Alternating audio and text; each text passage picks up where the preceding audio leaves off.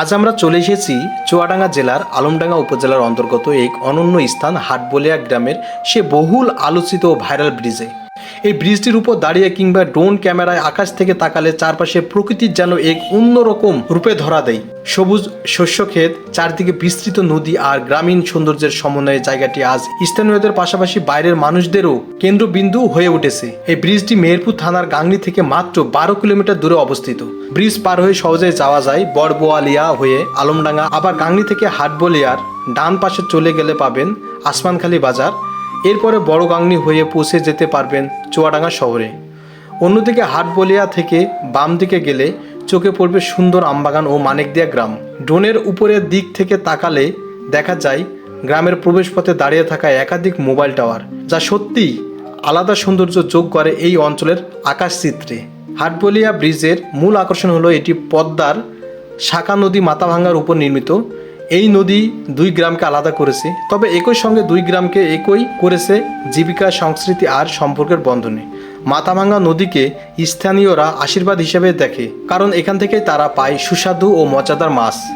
এই নদীর মাছের স্বাদ অতুলনীয়, যা স্থানীয় বাজারে যেমন বিক্রি হয়, তেমনি অনেক পরিবার তাদের দৈনন্দিন আহারের জন্য এই নদীর উপর নির্ভরশীল। গ্রামটির মানুষের প্রধান পেশা কৃষি।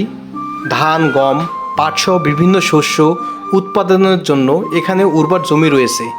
পাশাপাশি মৌসুমিক ভিত্তিক শাকসবজি ও আমবাগান এই অঞ্চলে অর্থনীতিকে সমৃদ্ধ করেছে।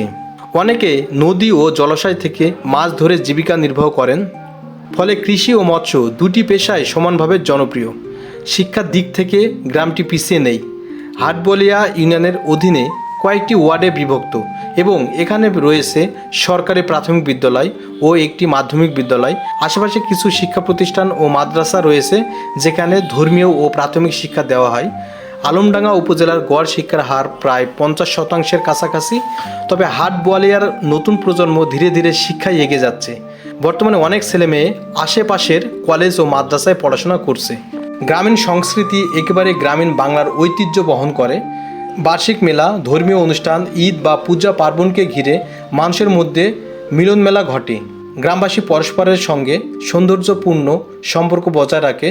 ব্রিজটি নির্মাণের ফলে এই অঞ্চলের যোগাযোগের ব্যবস্থা এসেছে বিরাট পরিবর্তন। আগে বর্ষাকালে নদী পারাপারে নৌকার উপর নির্ভর করতে হতো, যা ছিল ঝুঁকিপূর্ণ ও সময় সাপেক্ষ। এখন মানুষ সহজেই পণ্য পরিবহন করতে পারছে। স্কুল কলেজগামী শিক্ষার্থীরাও দ্রুত আসা যাওয়া করতে পারছে, আর বাজারে কৃষিপণ্য বিক্রয়ও সহজ হয়েছে। স্থানীয় ব্যবসা বাণিজ্য যেমন বেড়েছে, তেমন বেড়েছে মানুষের আর্থিক সামাজিক উন্নয়ন। প্রকৃতিপ্রেমীদের জন্য হাটবলিয়া এক অপূর্ব স্থান। নদীর তীরে দাঁড়িয়ে সূর্যাস্ত দেখার আনন্দ, কিংবা শীতের সকালে কুয়াশার চাদরে ঢাকা সবুজ মাঠের দৃশ্য সবই মনকে ভরিয়ে দেয় শান্তি ও প্রশান্তিতে। আর ড্রোন ক্যামেরায় চোখে এই সৌন্দর্য যেন বহুগুণে বেড়ে যায়। আজ আমরা সারাদিন কাটিয়েছি চুয়াডাঙ্গার আলমডাঙ্গা উপজেলা হাটবলিয়া বাজার ও এর আশেপাশের গ্রামগুলো ঘুরে। সত্যি এই জায়গার সৌন্দর্য আর মানুষের সরল জীবনযাপন এক অন্যরকম অভিজ্ঞতা দিয়েছে। যদি এই ভিডিওটি সম্পর্কে আপনার কোনো মতামত থাকে তাহলে কমেন্ট করে জানাতে ভুলবেন না। আর যদি চান আপনার গ্রামের প্রকৃতি, সংস্কৃতি ও সৌন্দর্য আমরা বিশ্ববাসীর সামনে তুলে ধরি, তাহলে আমাদেরকে জানান। ইনশাল্লাহ আমরা আপনার সেই ইচ্ছা পূরণের চেষ্টা করব। আরও তথ্যবহুল ভিডিও ও গ্রামের প্রকৃতি নিয়ে আমাদের ভ্রমণ দেখতে চাইলে অবশ্যই আমাদের চ্যানেলটি সাবস্ক্রাইব করে রাখুন। আর ফেসবুক থেকে দেখে থাকলে আমাদের পেজটি ফলো দিয়ে রাখুন। আর ভিডিওটি শেয়ার করুন, যাতে সবাই আমাদের দেশের সৌন্দর্য দেখতে পারে। ধন্যবাদ সবাইকে। আল্লাহ হাফেজ।